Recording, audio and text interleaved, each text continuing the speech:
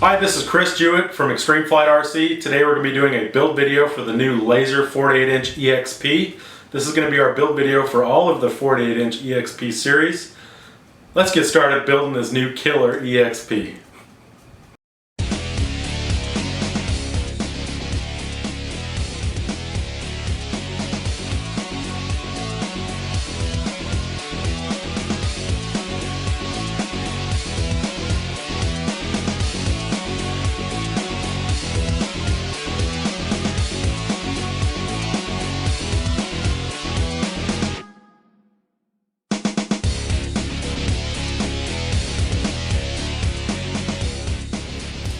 So we just unboxed the new Laser and we're getting ready to go back over the covering and everything with the monocoat iron to make sure everything's tight and there's no loose covering or warps or anything like that we need to fix before we start building the airframe.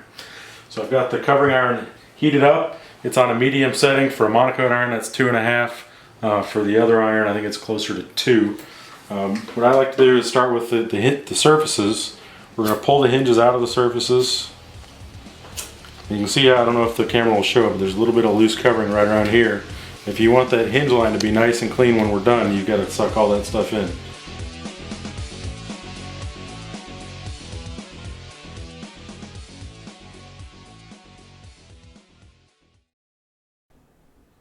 After you've sealed all of the ultracoat seams with the iron, go back over the open areas with the heat gun for any loose wrinkles. After you've put the hinges in the aileron side, you can use your thumb and a finger underneath the aileron to squeeze the hinge gap together to grip the hinge to push it back into the other hinge slot in the wing.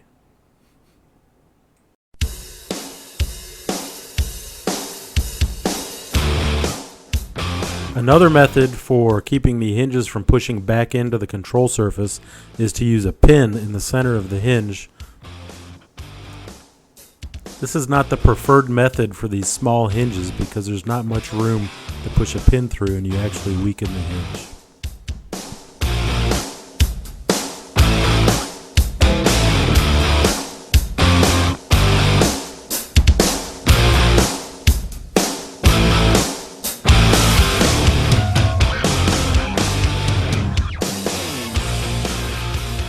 On the fuselage, you want to go over all the ultracoat seams and the areas where the covering comes up into the cowling and the canopy.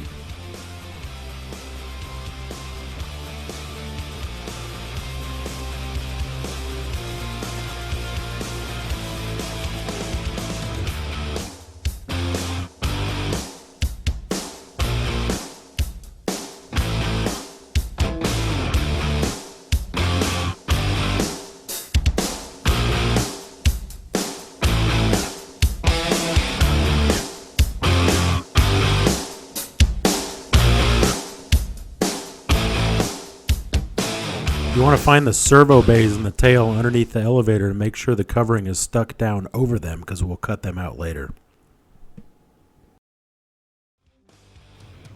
Here I'm heating up a small Allen driver to burn the holes in the wingtips where the side force generators bolt in. Make sure you've got the right hole before you do this. Okay, so we went through, we tightened up all the monocoat, we took the monocoat iron around all the seams, and then we took the heat gun and shrunk everything back up. Now we're going to go through every joint that we can get to in the fuselage, in the wings, and everywhere, and touch them with NCA and make sure that the glue is good. Let's get started with that.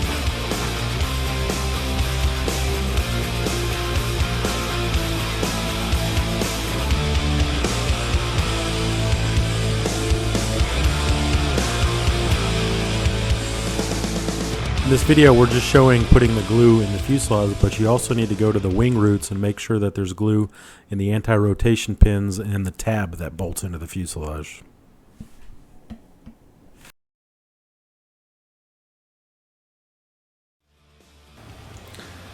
Okay, so now that we've got the airframe cleaned up and ready to go, we're going to start with the first step of the build process, which is to hinge the ailerons, put in the aileron servo, and put in the aileron pusher.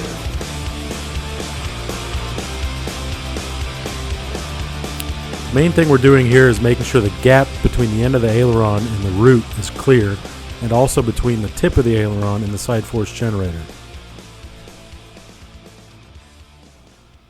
Here we're starting the hinging process. Note that we've bent the aileron back around to where we get to the full end of the hinge bevel, and we're using a brand new bottle of thin CA.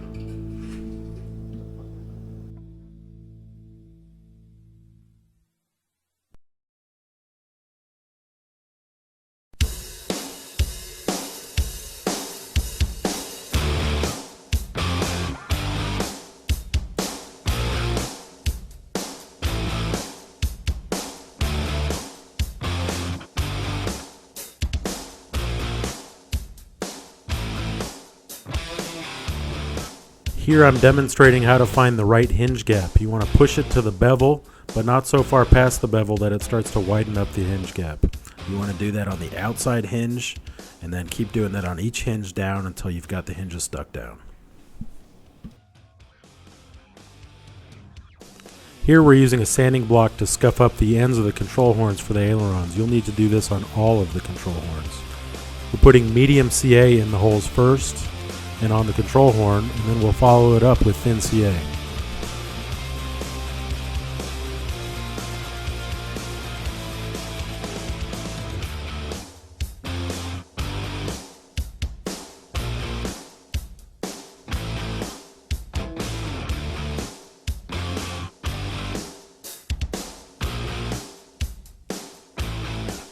Here we're fishing the servo lead through the wing. I like to hold it up and use gravity to let gravity pull the plug through the wing. Make sure you've got a small extension keeper that'll fit through the small hole in the servo bag.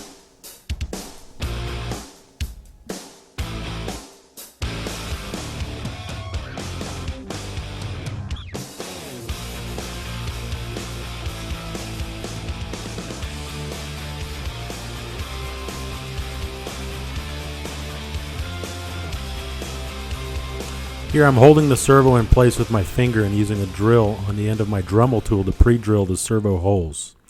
I also like to put CA on the tip of the screw before I put it in to secure the threads into the wood.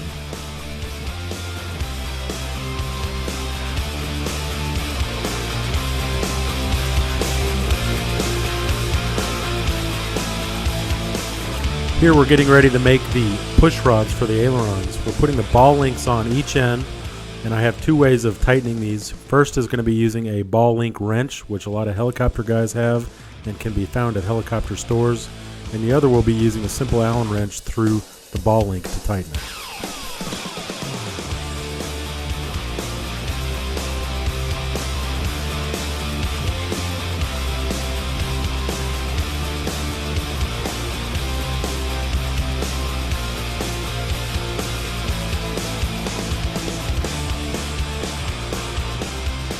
Here I'm drilling out the end of the servo arm to fit the screw for the ball link.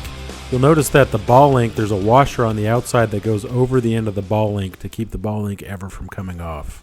We're going to use blue Loctite and the metal nut. And anytime you have metal to metal, you want to use blue Loctite.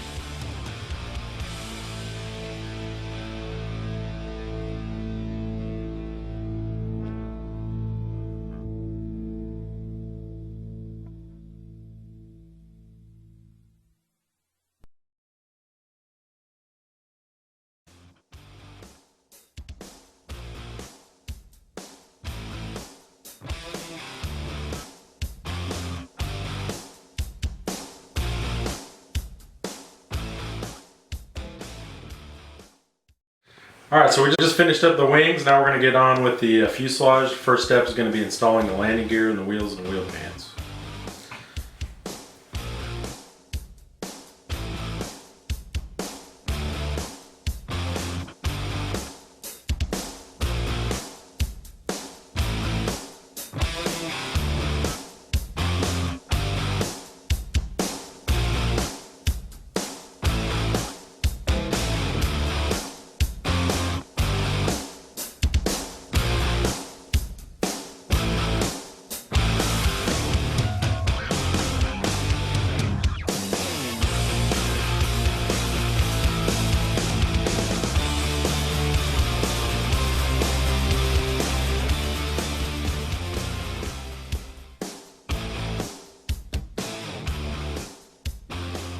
Here I'm taking the set screw for the wheel collar and screwing it in and out on the shaft for the wheel.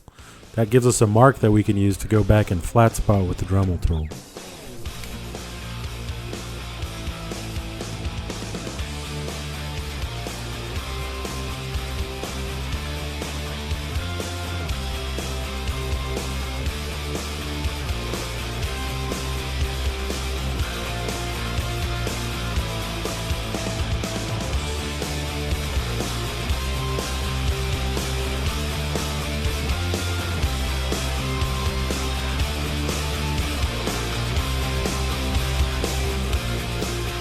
When you're putting the wheel on, you want to put it on loosely, so put on the washer and then just hand tighten the lock nut on the axle until you get the wheel pants in.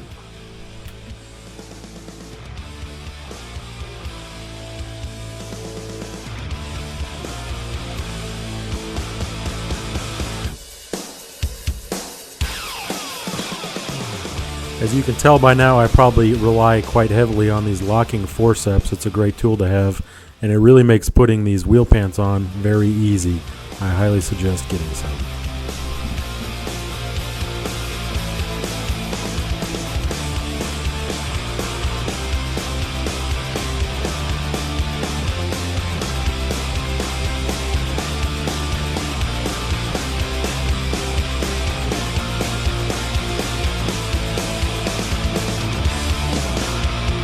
I want to leave the wheel pants loose so that when we get the tail wheel on and turn it over, we can still adjust them to look right when it's sitting on its own feet.